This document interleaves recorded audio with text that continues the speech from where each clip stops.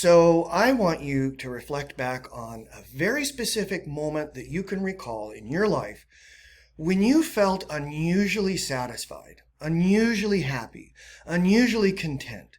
Not necessarily giddy or ecstatic, just chill. Bet you felt better at that moment than you typically feel as you go about your daily life. Now, what if I told you that I have a ring, the ring of happiness? And unlike the Jaiji's ring, the ring of happiness doesn't make you invisible, it doesn't give you power. It simply produces in you that feeling that you were just recollecting, that feeling of happiness, contentment, and satisfaction. And I gave this ring to you. Would you wear it for 5 minutes even? 5 minutes of that state of mind that you were just reflecting on, where kind of all is well. You're content, you're satisfied, you're happy. Wear it for an hour maybe. Okay? Your life's not going to come to a stop when you put the ring on. You're going to still go about your daily life doing all the things you would ordinarily do. You're going to go to the grocery store, pick up the kids from school, watch your ethics lectures, and so on and so forth, clean your house.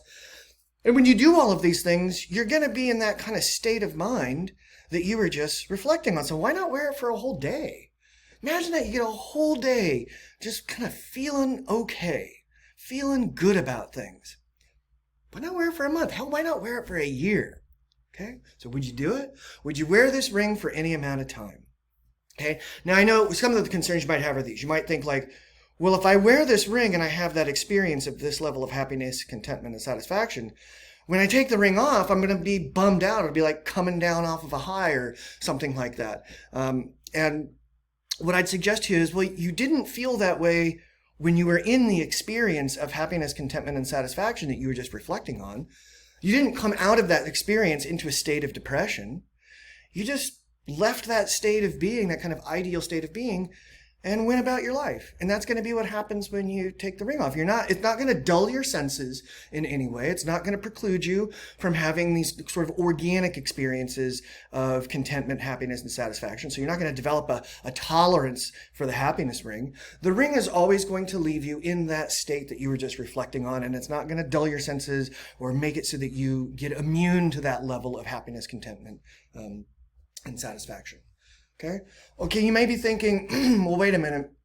Sometimes when I bear burdens, I benefit from that, right? I take on these things in my life that are kind of unpleasant, that I don't want to have to take on, because I think I'm going to reap some sort of a benefit from enduring those kinds of struggles. And so, yeah, you're right.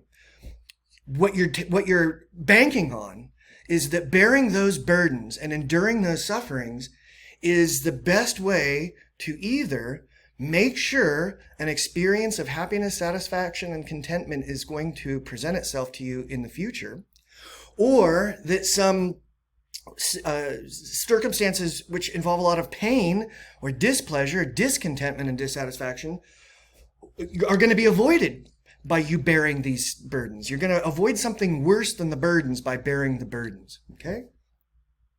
You could just put on the ring and get what it is you're bearing those burdens for without bearing the burdens.